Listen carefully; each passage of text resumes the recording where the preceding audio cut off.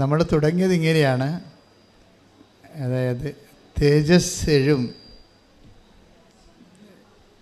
നിൻ മുഖം എൻ ഹൃദയത്തിൻ ആനന്ദമേ. സാഹിത്യത്തിൽ കവിത എഴുതുന്ന പോലെ അല്ല ഇത്, അതിന് പ്രതിഭയുണ്ടായാൽ മതി.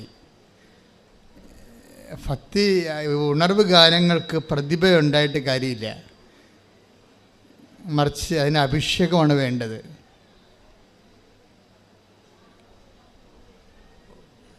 ഉണർവ് ഗാനങ്ങൾ ഈ നമ്മുടെ കൃപാസനത്തിലൊക്കെ പാടുന്നത് അഭിഷേക ഗാനങ്ങളാണ്. ഉണർവ് ഗാനങ്ങളുടെ അടുത്ത തലമുറയാണ് അഭിഷേക ഗാനങ്ങൾ. അത് നന്നായിട്ട് ദൈവസ്നേഹമുള്ളവരിൽ കണ്ണ് നിറഞ്ഞ് ഒക്കെ അഭിഷേകം ഉണ്ടാകും. ആ സമയത്ത് തന്നെ ആ ഒറ്റ പാട്ടുകൊണ്ട് തന്നെ ഒരു ധ്യാനത്തിൻ്റെ ദൈവാനുഭവം പ്രാപിക്കും.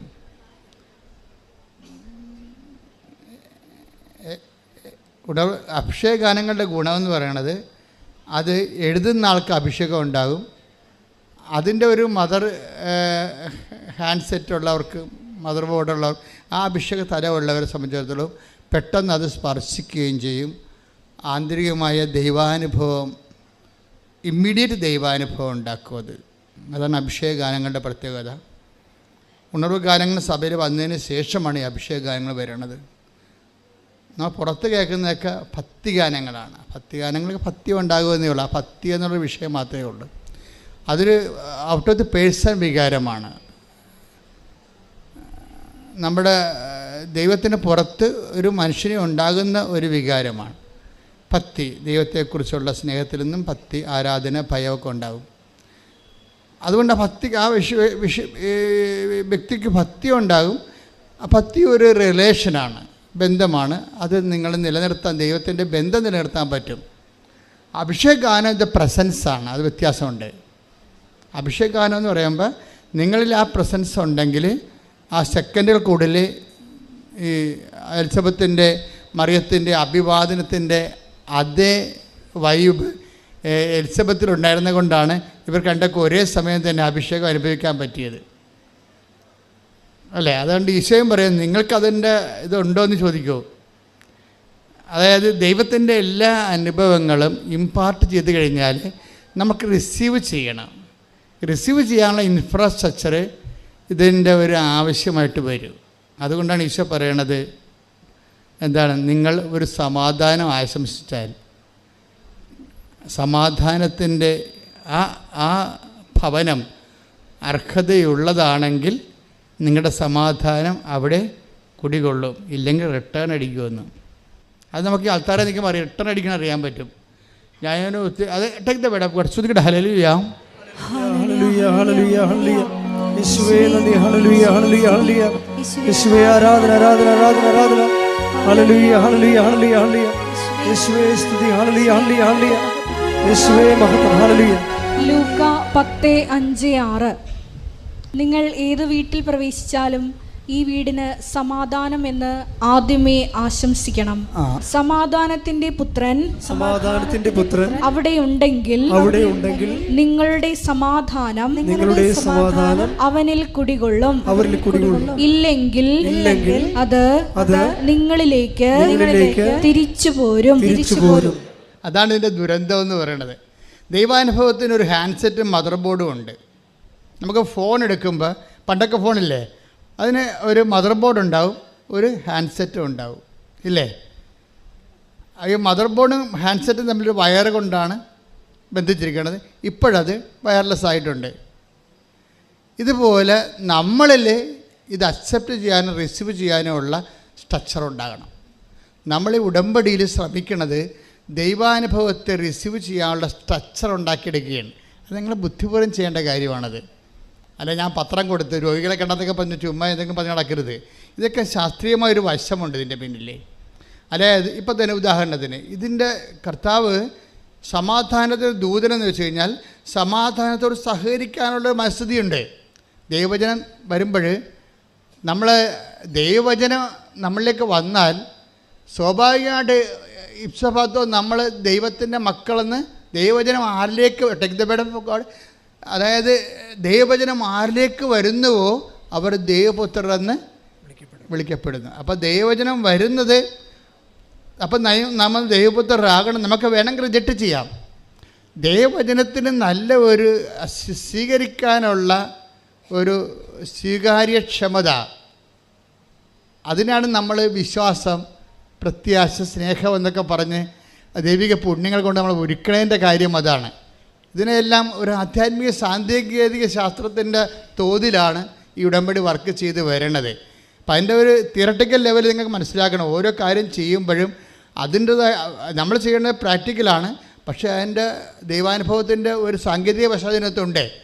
അത് നമ്മൾ മനസ്സിലാക്കിയാൽ നമ്മൾക്ക് പെട്ടെന്ന് അത് ഈ ആപ്ലിക്കേറ്റ് ചെയ്യാൻ പറ്റും. Take the word of God. Yohannan 10:35.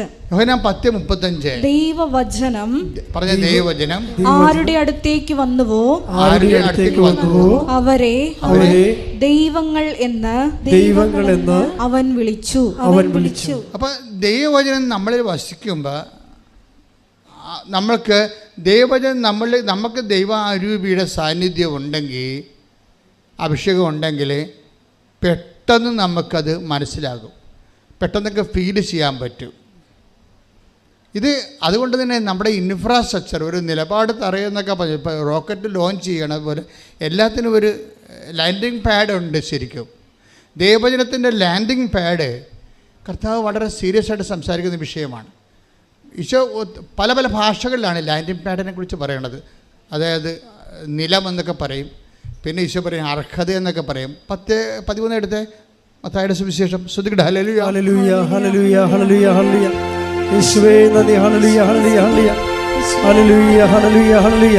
Mathai 10:12-13. നിങ്ങൾ ആ ഭവനത്തിൽ പ്രവേശിക്കുമ്പോൾ അതിന് സമാധാനം ആശംസിക്കണം. ആ ഭവനം അർഹതയുള്ളതാണെങ്കിൽ നിങ്ങളുടെ സമാധാനം അതിൽ വസിക്കട്ടെ. അർഹതയില്ലാത്തതെങ്കിൽ നിങ്ങളുടെ സമാധാനം നിങ്ങളിലേക്ക് തന്നെ മടങ്ങട്ടെ. ഈ ബ്ലെസ്സിങ്ങിൻ്റെ റിട്ടേൺ അടിക്കുന്ന പരിപാടി വളരെ സീരിയസ് ആയിട്ട് കണക്കാക്കേണ്ടതാണ്. ബ്ലെസ്സിങ് ദൈവത്തിൻ്റെ കിട്ടാത്തതല്ല പ്രശ്നം, ഇത് നമുക്ക് സ്വീകരിക്കാനുള്ള ഇൻഫ്രാസ്ട്രക്ചർ ഇല്ലാത്തതാണ്.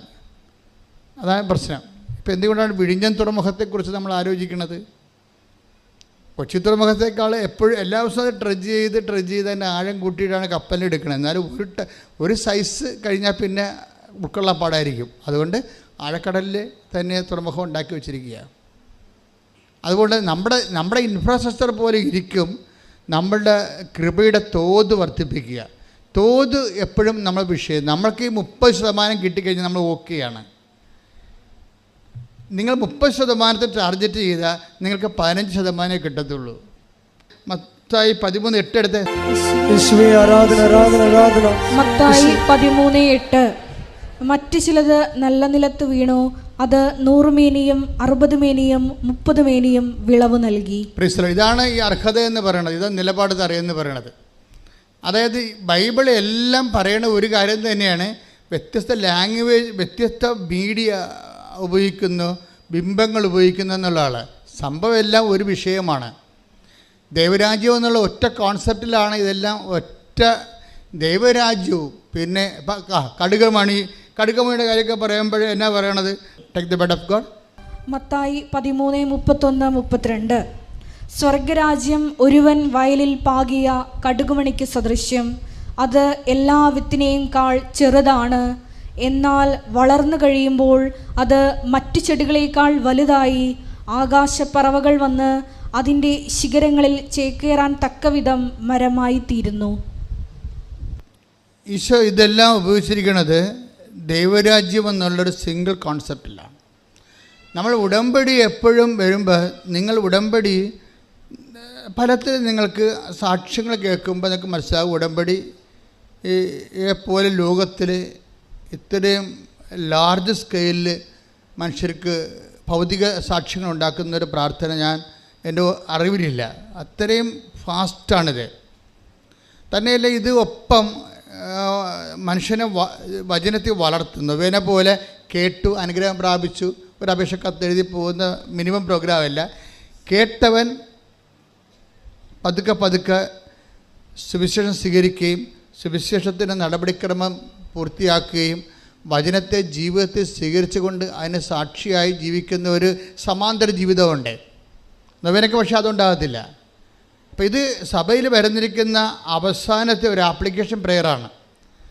ഈ ആപ്ലിക്കേഷൻ പ്രെയർ ശരിക്കും പറഞ്ഞാൽ അതിൻ്റെ ഒരു പൂർണ്ണതയിലേക്ക് സഞ്ചരിച്ചുകൊണ്ടിരിക്കുന്ന ഒരു കാലഘട്ടമാണിത്. ആപ്ലിക്കേഷൻ പ്രെയറിൻ്റെ പൂർണ്ണതയിലേക്ക് സഞ്ചരിക്കുന്നതെന്ന് ഞാൻ പറഞ്ഞതിൻ്റെ കാരണം, ഇപ്പോൾ കഴിഞ്ഞ ദിവസം സതീഷ് അങ്ങനെ ഒരു സഹോദരൻ സാക്ഷ്യം പറഞ്ഞില്ല. സതീഷിൻ്റെ സാക്ഷ്യം ഒരു 5 മിനിറ്റേ മറ്റേ ഉള്ളൂ. പക്ഷേ അവിടെ സംഭവിച്ച കാര്യങ്ങൾ ഞാൻ ഈ സതീഷിൻ്റെ സാക്ഷ്യം ഇയാൾ പറയുമ്പോൾ ഞാൻ അവിടെ നിൽക്കുന്നുണ്ട്.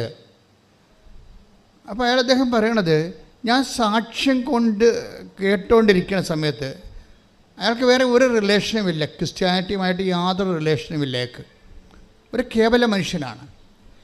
ഈ കേവല മനുഷ്യൻ അയാളുടെ സാക്ഷ്യം, അയാളെ സുഹൃത്തുക്കൾ അയച്ചു കൊടുത്ത ഒരു സാക്ഷ്യം, അയാളുടെ ഒരു സങ്കടം കയറി. അയാൾക്കുള്ള സങ്കടം എന്ന് പറഞ്ഞാൽ ഈ ആഴ്ചയിൽ ഇവിടെ സോറിയാസിൻ്റെ ഒരു വീക്കാണ് ഈ ആഴ്ച. കാര്യം ശരീരം മുഴുവനും സോറിയാസിസ് വന്ന് പഴുത്ത് പുണ്ണായി ഈച്ച വാർത്ത് ഇങ്ങനെ നീറി വെന്ത് ഒരു ദുരന്തമായിട്ട് ജീവിക്കണ ആൾക്കാരാണ് സോറിയാസിസ്. വന്ന് നോക്കണം. അപ്പോൾ അത് ചെറിയ ചൊറിച്ചിൽ പോലും വന്നാൽ ഭയങ്കര പാടായിരിക്കും. ഇപ്പോൾ ശരീരം മുഴുവനായി വരുന്നത്. അപ്പോൾ ഈ മനുഷ്യൻ തന്നെ വെറുത്ത് പോകും. ഞാൻ എപ്പോഴും ഓർക്കും, ഈ ജോബിനൊക്കെ പഴയ നിയമത്തിൽ വന്നത് സോറിയാസിസ് ആണെന്ന് ഓർക്കും ചില സമയത്ത്. അയാളിങ്ങനെ കമ്പോടൊക്കെ കൊണ്ട് മാന്തിക്കൊണ്ടിരിക്കണില്ലേ, ശരീരം മുഴുവൻ ഇങ്ങനെയായി ഇറിറ്റേറ്റ് ചെയ്യും. അപ്പോൾ സതീഷ് ഇതായിരുന്നു സംഭവം. അപ്പോൾ ഇവൻ്റെ സങ്കടങ്ങളെല്ലാം കൂട്ടുകാരോട് പറഞ്ഞപ്പോൾ ഇവനെന്ത് ചെയ്യുന്നത്, കൂട്ടുകാരെന്ത് ചെയ്യുക, കൂട്ടുകാർ ഒരു ലിങ്ക് അയച്ചു കൊടുക്കും. നിങ്ങൾ ഓർക്കണം, നിങ്ങൾ അയക്കുന്ന ഒരു ലിങ്ക് ചിലപ്പോൾ നിങ്ങൾ അയക്കുന്ന ഒരു സാക്ഷ്യത്തിൽ ലിങ്കായിരിക്കും അത്. പക്ഷേ അതിലൂടെ ദൈവം നിങ്ങളെ ഉപകരണമാക്കിക്കൊണ്ട് ജീവിതങ്ങളെ മാറ്റിമറിക്കുന്ന മഹാകാലഘട്ടത്തിലാണ് നമ്മൾ ജീവിക്കുന്നത്. കൈയടിച്ച് സ്തുതിക്കട്ടെ, ഹല്ലേലൂയ. അപ്പോഴേ ദൈവത്തിൻ്റെ അടുത്ത് മനുഷ്യൻ്റെ, അപ്പോൾ ഈ മനുഷ്യൻ ഇങ്ങനെ സോറിയാസിസായി ജീവിതം തന്നെ വെറുത്ത് ഇരിക്കുന്ന സമയത്താണ് ഈ സാക്ഷ്യം അയച്ചു കൊടുക്കുന്നത്. സാക്ഷ്യം ഇയാളിങ്ങനെ കേട്ട്, ഒന്നാമത്തെ സാക്ഷ്യം കേട്ട് രണ്ടാമത്തെ സാക്ഷ്യം കേട്ട് ഇങ്ങനെ മയങ്ങുമ്പോൾ പെട്ടെന്ന് ഇയാൾ മയങ്ങിപ്പോവും. അപ്പോൾ ശിരസ്സിൽ കവചമിട്ട, തലയിൽ തുണിയിട്ട ഒരു സ്ത്രീ വന്ന് ഈ മയക്കത്തിൽ ഇയാളെ ശിരസ്സിങ്ങനെ തലോടിക്കൊണ്ട് പോകും. കുറച്ച് കഴിഞ്ഞ് നോക്കുമ്പോൾ ഇയാളുടെ സോറിയാസിസിൻ്റെ വേദനയും കരിയുമൊക്കെ കുറഞ്ഞ് വരും. അപ്പോഴദ്ദേഹത്തിന് അത് ഫീൽ ചെയ്യും. ഫസ്റ്റ് ടൈം ഒക്കെ ഫീൽ ചെയ്യും. സോറിയാസിസിൻ്റെ കരിവും ചൊറിച്ചിലും കുറഞ്ഞ് വരും. അയാൾ പറഞ്ഞ് 75% കുറഞ്ഞെന്നാണ്. അപ്പോൾ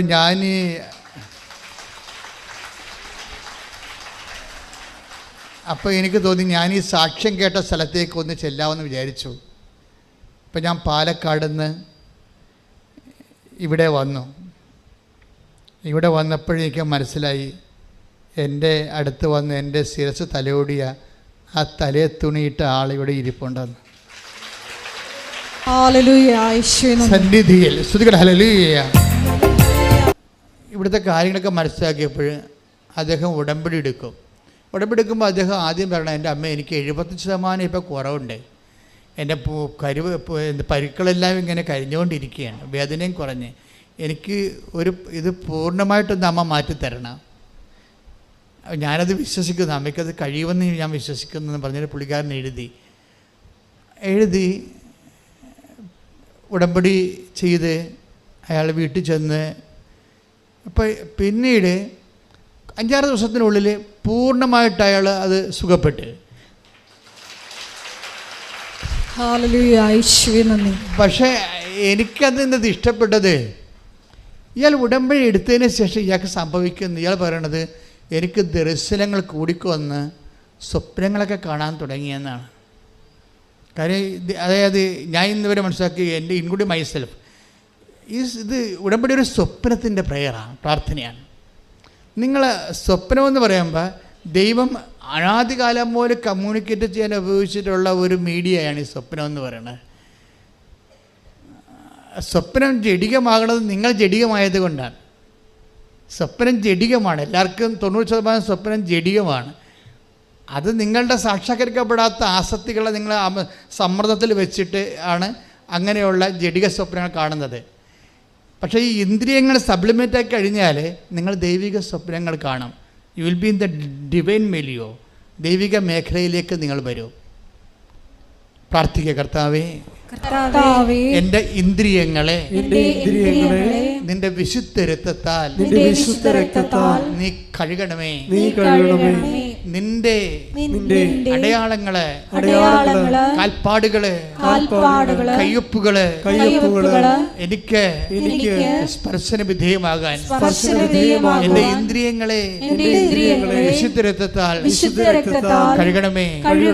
ആത്മാവേ, പരിശുദ്ധാത്മാവേ, എന്നിൽ അഭിഷേകം നിറക്കണമേ.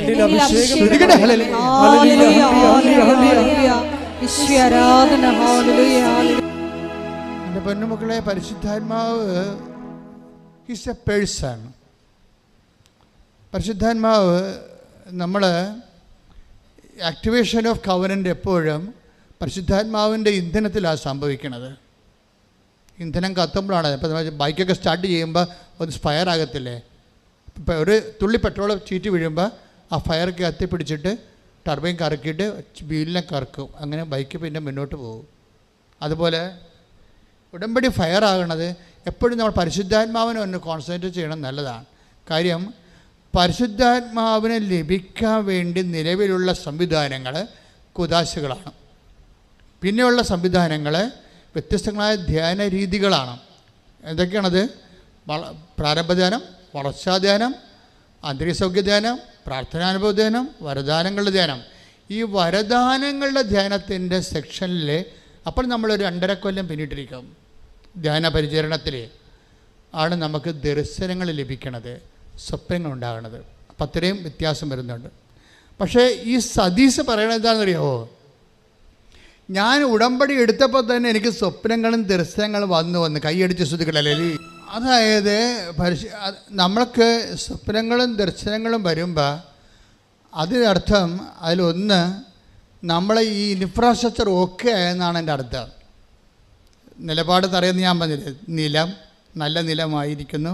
ദൈവത്തിന് കമ്മ്യൂണിക്കബിളായി നീ കവനൻറ്റിൻ്റെ കമ്മ്യൂണിക്കബിൾ ആകുന്ന ഒരു തലമാണത്. എന്നുവെച്ചാൽ നിങ്ങളിൽ അതിൻ്റെ മദർ ബോർഡുണ്ട്, അതിൻ്റെ ഒരു പാർട്ട് നിങ്ങളിലുണ്ട്. ദൈവത്തിന് കമ്മ്യൂണിക്കേഷനായി നിങ്ങളുമായിട്ട്. അപ്പോൾ ദർശനങ്ങളെയും സ്വപ്നങ്ങളെയും വളരെ സീരിയസ് ആയിട്ട് എടുക്കണം. ദാറ്റ് മീൻസ് അത് ദർശനങ്ങളും സ്വപ്നങ്ങളും കവനൻ്റിൽ പ്രസൻസിൻ്റെ ഭാഗമാണ്.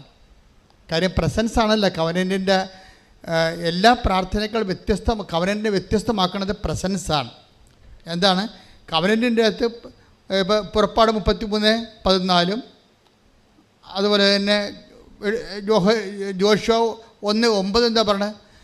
പുറപ്പാട് 33:14 പറയണത് I will come with you, ഞാൻ നിൻ്റെ കൂടെ വരും.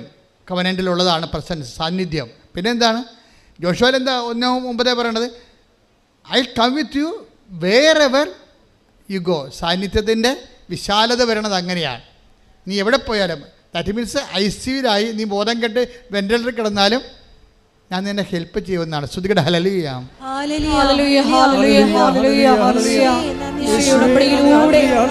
കൂടെ സഞ്ചരിക്കുന്ന അവിടുത്തെ സാന്നിധ്യത്തിന്, സാമീപ്യത്തിന് നന്ദി പറയുന്നു.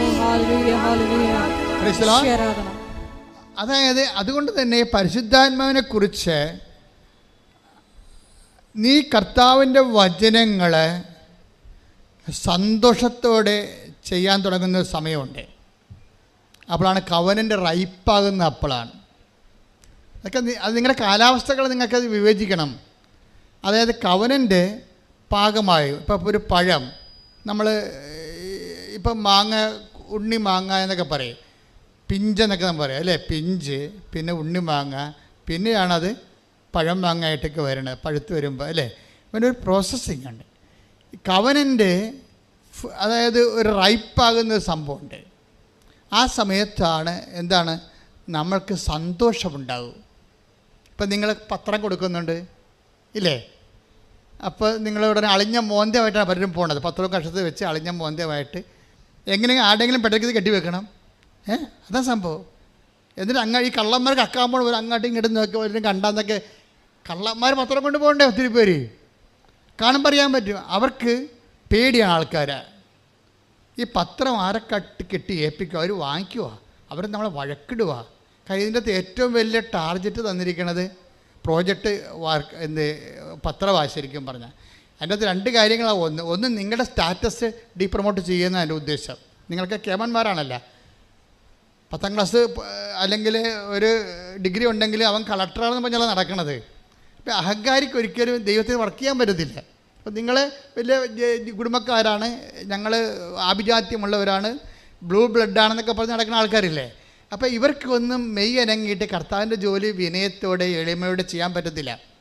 അപ്പോൾ ഇങ്ങനെയുള്ള അഭ്യാസികളെ ആദ്യം തന്നെ കൈകാര്യം ചെയ്യുന്നുണ്ട് ഉടമ്പടിയിൽ. എന്നുവെച്ചാൽ അതായത് നമ്മൾക്കുണ്ടാകുന്ന ദൈവത്തിന് പ്രവേശിക്കാൻ പറ്റാത്ത ഇടങ്ങളെ ഉടമ്പടി ആദ്യമേ തന്നെ പൊട്ടിച്ച് കളയും.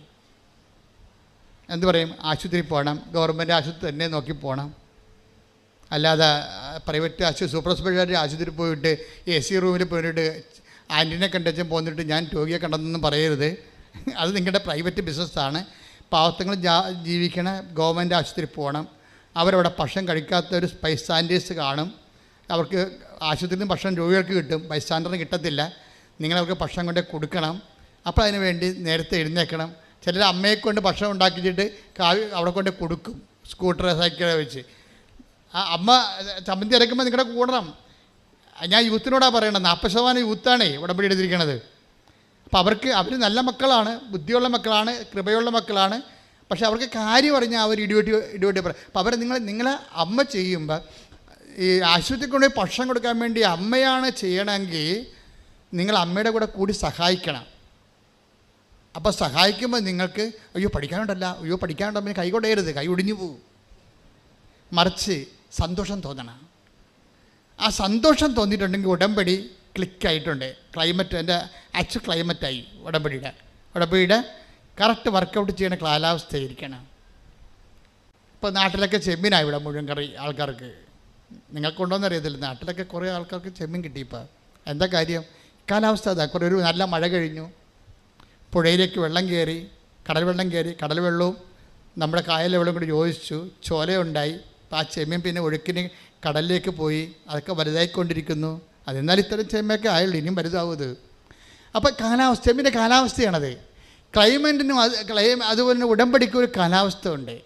നിങ്ങൾക്ക് ഇതൊക്കെ ചെയ്യണതിന് സങ്കടം, പേടി, ഭയം, മറ്റൊരു നാട്ടുകാരെന്ത് കാണും, എന്നെക്കുറിച്ച് എന്ത് വിചാരിക്കും എന്നൊക്കെ വിചാരിച്ച് മറ്റുള്ളവരെ, ദൈവത്തെക്കാൾ നാട്ടുകാരെ ഭയം, ഇങ്ങനെയുള്ള കാലാവസ്ഥയിൽ ഉടമ്പടി വർക്കൗട്ട് ചെയ്യത്തില്ല. പിന്നെ നിങ്ങൾക്ക് എന്തെങ്കിലും കിട്ടണമെന്ന് വെച്ച് കഴിഞ്ഞാൽ അത് ശരിക്കും പറഞ്ഞാൽ സംവരണത്തിൽ തരണതാണ്. മറ്റുള്ളവരുടെ പ്രാർത്ഥന, അമ്മയുടെ കണ്ണീരൊക്കെ കൊണ്ട് നിങ്ങൾ രക്ഷപ്പെട്ടു പോകുന്നതാണ് യൂത്ത്. പക്ഷെ അങ്ങനെ എന്നും കൊന്നും അമ്മയുടെ കണ്ണീരിൽ ജീവിക്കാൻ, അമ്മയൊക്കെ കണ്ണൊക്കെ അടയണ കാലത്ത് നമുക്ക് ജീവിക്കണ്ടേ? അതാണ് സത്യം. അപ്പോൾ അത് നോക്കിയിട്ട് നേരത്തെ തന്നെ അതൊക്കെ തുടങ്ങിക്കഴിഞ്ഞാൽ എൻ്റെ മക്കളെ എപ്പോഴും ചെയ്യണത്, ഈ പരിശുദ്ധാത്മാവായാലും ഈശോയായാലും ദൈവപിതാവായാലും ഇവരെല്ലാം വ്യക്തികളാണ്. നമ്മളൊരു വ്യക്തിയോടാണ് ഇൻട്രാക്ട് ചെയ്യണത്. ഇവർ ഒരേ സമയം സത്തയിൽ പക്ഷേ ഏകമാണ്, ഒന്നാണ്. ഞാൻ ഇടയ്ക്ക് നിങ്ങളോട് പറയും ഐസ് കട്ട പോലെ ഇരിക്കുമെന്ന് പറയും. എന്താണ് ഐസ് കട്ടയിൽ? വാതകമുണ്ട്, അതിങ്ങനെ വാതകം പോലെ പോണ കാണാം. അത് വെച്ചിട്ടുപോയാണ്. കരമായിട്ടിരിക്കും, അത് വെച്ചിട്ടുപോയാണ്. തലയ്ക്ക് വെള്ളം പോലെ വീഴും, അത് വെച്ചിട്ടുപോയാണ്. രണ്ട് ബോക്സും തന്നെ മാത്രമാണ്. ഇത് സത്തയിൽ ഒന്നാണ്, പക്ഷേ 3 വ്യക്തികളാണ്. പക്ഷേ വ്യക്തികൾ ഈ ശക്തമായ ദൈവമാണ് നമ്മളിൽ വസിക്കുമ്പോഴേ പരിശുദ്ധാത്മാവിൻ്റെ കൂടെ നമ്മളെ പരിശുദ്ധാത്മാവിൻ്റെ ആക്ടിവേഷൻ പ്രിൻസിപ്പിൾ എന്ന രീതിയിലാണ് പരിശുദ്ധാത്മാവ് നമ്മൾ വർക്ക് ചെയ്യണത്. പക്ഷേ സ്ഥിര ശാന്തമായ സാന്നിധ്യം, പിതാവായ ദൈവത്തിൻ്റെ സാന്നിധ്യം നമ്മളിലെപ്പോഴും ഉണ്ടാകും. ആക്ടിവേഷൻ പ്രിൻസിപ്പിളായിട്ട് പറയുന്ന പരിശുദ്ധാത്മാവ്. അതുകൊണ്ടാണ് നിങ്ങൾ ഈ ആക്ടിവേഷൻ പ്രിൻസിപ്പിൾ ഒരു പേഴ്സണാണ്. അതുകൊണ്ടാണ് 1 തെസ്സലോനിക്കർ 5:19 പരിശുദ്ധാത്മാവെ ദുഃഖിപ്പിക്കരുത് എന്നൊക്കെ പറയണത് ഇല്ലേ? Take the word of God. ശ്രുതിക്കട്ടെ ഹല്ലേലൂയ ഹല്ലേലൂയ ഹല്ലേലൂയ ഹല്ലേലൂയ. 5:19 ആത്മാവിനെ നിങ്ങൾ നിർവീര്യമാക്കരുത്. എഫേസ്യസ് 4:27 ശ്രുതിക്കട്ടെ ഹല്ലേലൂയ ഹല്ലേലൂയ. ഹല്ലേലൂയ ഹല്ലേലൂയ ഹല്ലേലൂയ ഹല്ലേലൂയ യേശുവേ സ്തുതി ഹല്ലേലൂയ ഹല്ലേലൂയ ഹല്ലേലൂയ ഹല്ലേലൂയ ഹല്ലേലൂയ ഹല്ലേലൂയ. എഫേസ്യൻസ് 4:30 രക്ഷയുടെ ദിനത്തിനു വേണ്ടി നിങ്ങളെ മുദ്രിതരാക്കിയ ദൈവത്തിൻ്റെ പരിശുദ്ധാത്മാവിനെ വേദനിപ്പിക്കരുത്. Praise the Lord. അപ്പോൾ വേദനിപ്പിക്കരുതെന്നാ രക്ഷയുടെ ദിനമെന്ന് പറയണത്. നിങ്ങൾ ക്രിസ്തുവിൽ ഈ രക്ഷയുടെ ദിനമെന്ന് പറയുന്നതാണ്. ആധ്യാത്മിക അനുഭവത്തിൽ വരുമ്പോൾ ശരിക്കും പറഞ്ഞാൽ രക്ഷയുടെ ദിനങ്ങളാണ് വരണത്.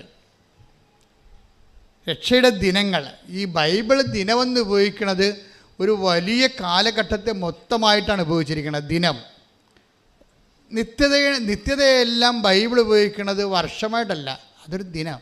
എന്ന് വെച്ച് കഴിഞ്ഞാൽ രക്ഷയുടെ ദിനം പല അർത്ഥമാണ്. അതായത് രക്ഷയുടെ ഭൗതിക ദിനങ്ങളുണ്ട്, അതുപോലെ തന്നെ നിതാന്തമായ ദിനങ്ങളുണ്ട്. നമ്മളതിനെ ക്രോണോസ്, കൈറോസ് എന്നൊക്കെ ബൈബിളിൽ വ്യത്യസ്തങ്ങളായിട്ട് പറയും.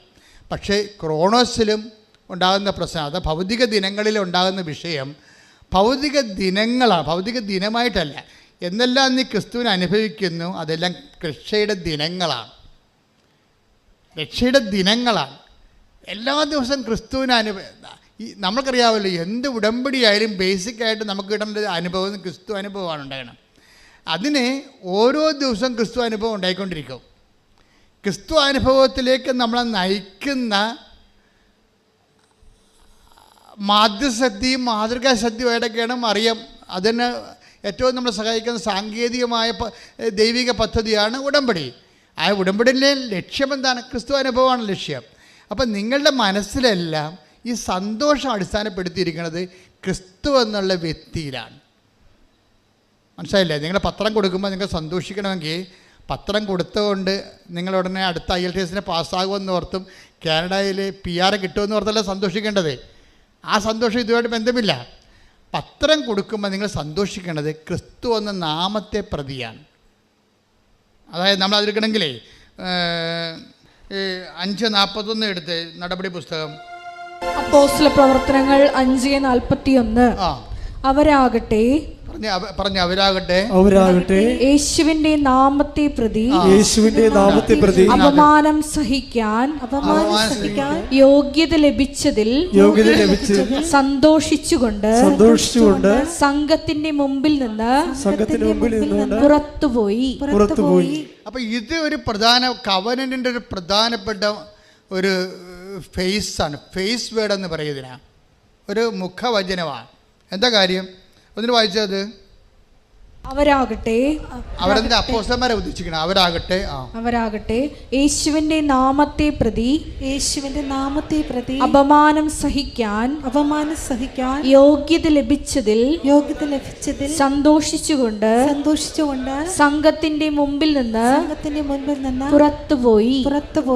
അപ്പൊ ഈ നമ്മൾക്ക് പ്രേക്ഷിത പ്രവർത്തനങ്ങൾ ചെയ്യുമ്പോൾ സ്വാഭാവികമായിട്ടും അതിൽ ഉള്ളതാണ് അപമാനം എന്നുള്ളത്. അപ്പോൾ നിങ്ങൾ ഓർക്കണം, ഇത് സന്തോഷമുള്ള പരിപാടിയാണെന്ന് വിചാരിക്കരുത്. സത്യസന്ധമാണെങ്കിൽ സന്തോഷമുള്ള പരിപാടിയല്ല ഇത്. വെളിച്ചം പാത്ത് നിങ്ങൾ വേറെ ആൾക്കാരെ കൊണ്ട് തുമ്പിയെ കൊണ്ട് കല്ലടിപ്പിക്കണവരില്ലേ? ഡാഡിയോടെ പോൺ ചെയ്യല്ലേ, ഡാഡിയോടെ പോൺ പള്ളി അപ്പന് ഷർട്ട് എടുത്തുമ്പോൾ ഡാഡിയോടെ പോൺ, ഞാൻ പള്ളി പോൺ എന്നാൽ ഈ പത്രം കൊടുക്കുക. അതാണ് പ്രശ്നം. അവർക്ക് എന്നാ പ്രശ്നം? അവൻ തുമ്പിയെ കൊണ്ട് കല്ലടിപ്പിക്കുകയാണ് ശരിക്കും പറഞ്ഞാൽ. അതല്ല, നമ്മളാണ് അപ്പോൾ എടുക്കണമെന്നുണ്ടെങ്കിൽ എടി പെണ്ണേ നിനക്ക് തലക്ക് വല്ല കാച്ചിൽ വേണം, വേറെ പണിയൊന്നുമില്ലേ, ഇതൊക്കെ ചുമ്മാ ഇതൊക്കെ അഭ്യാസമാണ് എന്ന് പറയുമ്പോൾ ഇപ്പം നിങ്ങൾ നിരീശ്വരവാദികളെ കണ്ടുമുട്ടും. അവർക്കാണെങ്കിൽ ഇത് കാണുമ്പോൾ തന്നെ കലി കയറും. അവർ നിങ്ങളുടെ തന്തയ്ക്ക് വിളിക്കണതിന് പകരം ദൈവത്തിന് തന്തയ്ക്ക് വിളിക്കും. കാരണം പിശാചിന് അങ്ങനെ തോന്നുമല്ല വിളിച്ച് പിടിക്കാൻ, ഒരു ധൈര്യമല്ല പിശാചിന്. അപ്പം അതുകൊണ്ട് സ്വാഭാവികമായിട്ട് അപ്പം നിങ്ങളോർക്കും ദൈവമേ അവരെന്നെ തന്തയ്ക്ക് വിളിച്ച് അവരുടെ കേട്ടാ. നമ്മുടെ പ്രശ്നം വേറെ അവരുടെയും കേട്ടാ, നമ്മൾ കേട്ടല്ല പ്രശ്നമേ. നമ്മളെ ചീത്ത വിളിക്കണ വേറെ അവരും കേട്ടാന്നാണ്. ദാറ്റ് മീൻസ് നമുക്ക് സന്തോഷമില്ല, നമുക്ക് നിരാശയും പണ്ടാരം പോയി ഉടമ്പടി എടുത്തത് ഗതികേടായല്ല. ഇതിൽ ഈ ദൈവത്തിൻ്റെ അനുഗ്രഹം കേട്ട ഇതേ മാർഗ്ഗമുള്ള വേറെ മാർഗ്ഗമൊന്നുമില്ലേ എന്ന് നമ്മൾ ചോദിക്കും. എൻ്റെ മക്കളെ, ഇതേ മാർഗ്ഗം എന്ന് വെച്ച് കഴിഞ്ഞാൽ വേറെ മാർഗ്ഗമൊക്കെ ഉണ്ട്. പക്ഷേ മുതൽ മുടക്കമുള്ള മാർഗ്ഗം ഇതേ ഉള്ളൂ. കവനൻ്റ് എന്ന് പറയുമ്പോൾ ഇത് ബൈലാറ്ററൽ എഗ്രിമെൻ്റ്, പേഴ്സണല്ലേ. നമ്മൾ വ്യക്തിയുമായിട്ട് ഒരു എഗ്രിമെൻറ്റിലേക്ക് വിളിക്കണ കവനൻ്റെ ഉള്ളൂ. ബാക്കിയെല്ലാം സിംഗിൾ ഹെഡിൽ പ്രെയറാണ്. കേട്ടാൽ കേട്ട് പോയാൽ പോയി, അത്രേ ഉള്ളൂ. നിങ്ങൾക്കത് കേൾക്കണമെന്ന് ഒരു നിർബന്ധവും ഇല്ല. ദൈവം ഇത് കേൾക്കണം നിർബന്ധവും ഇല്ല. ഇതെന്ന് പറയുമ്പോൾ കവനൻ്റാണ്. ദൈവം നിങ്ങളോട് എഗ്രിമെൻ്റ് ചെയ്തിരിക്കുകയാണ്.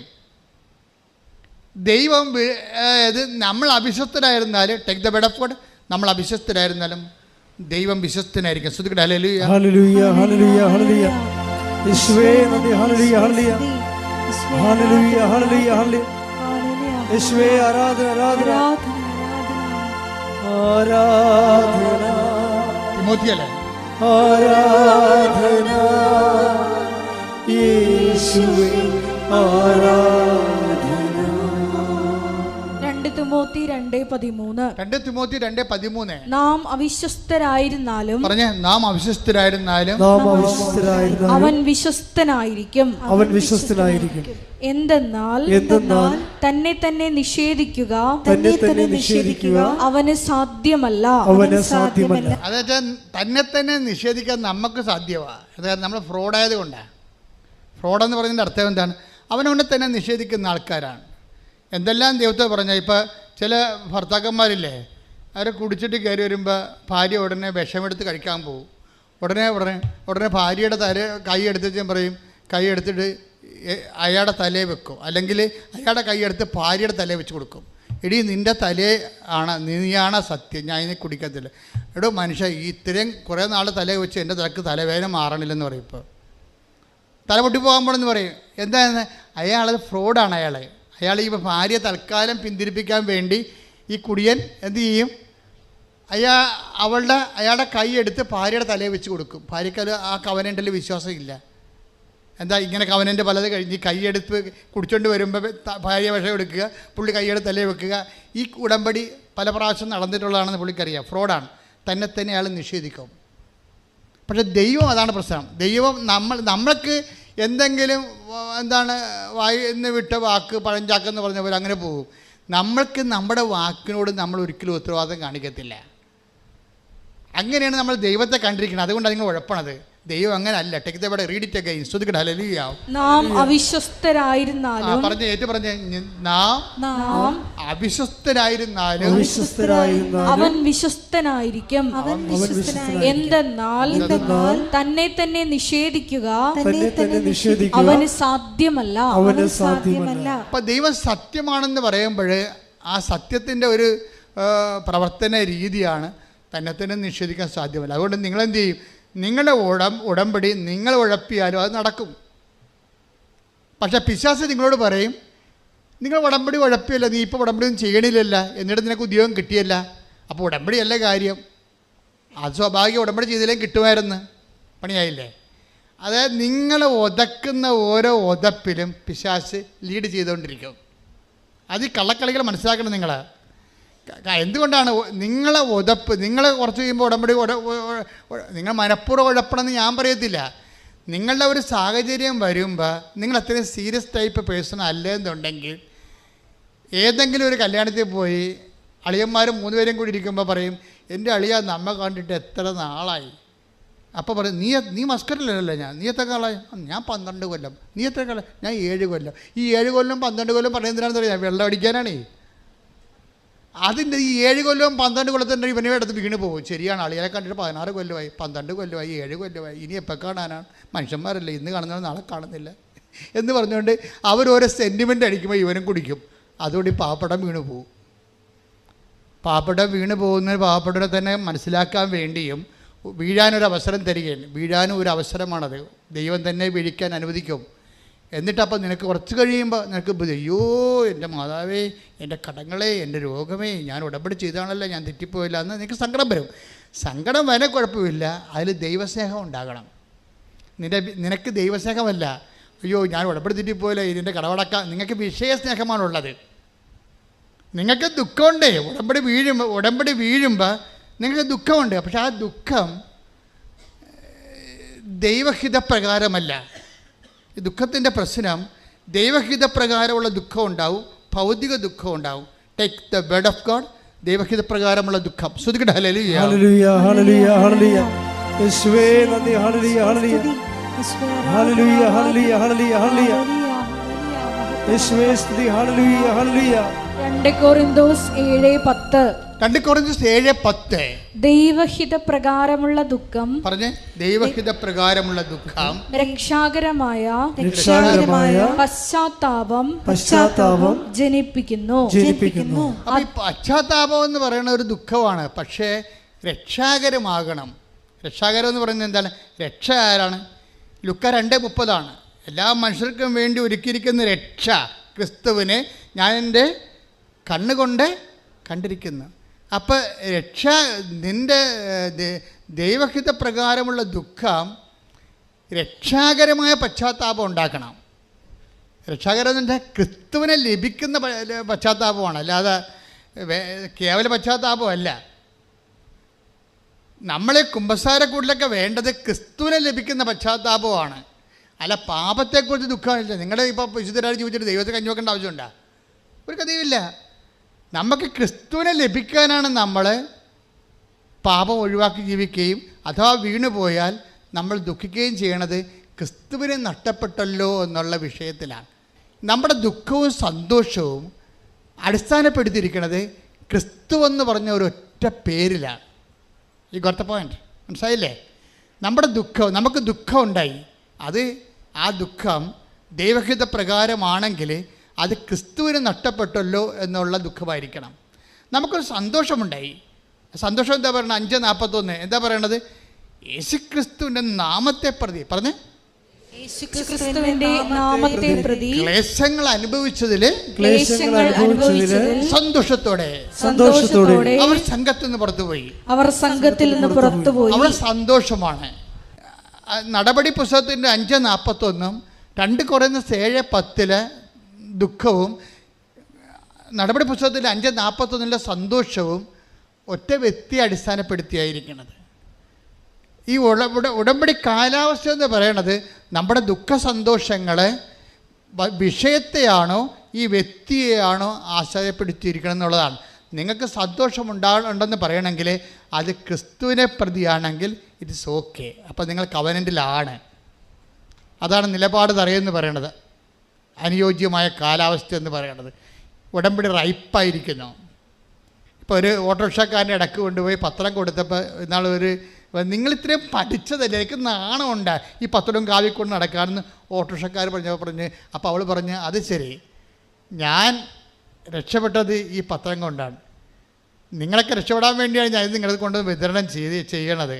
ഞാനിതൊക്കെ നിങ്ങൾ അതിവിടെ വന്ന് ഇവിടെ നിന്ന് ഇത് പറയണതല്ല, നിങ്ങൾ അവിടെ വന്ന് നോക്കണം ദൈവം എന്താണ് ചെയ്യണമെന്ന് കണ്ടെത്താൻ. അതാണ് സന്തോഷം ദൈവത്തെ പ്രതി. അവളെ ക്ലേശിപ്പിച്ച അതിൽ വേറെ വല്ലവരും ആണെങ്കിൽ അയ്യോ ആൾക്കാർക്ക് ഇങ്ങനെയൊക്കെ പറയണല്ല എന്ന് പറഞ്ഞുകൊണ്ടേ വീട്ടിൽ നിന്ന് പോകും. നമ്മുടെ ഏറ്റവും വലിയ ശത്രുക്കളെ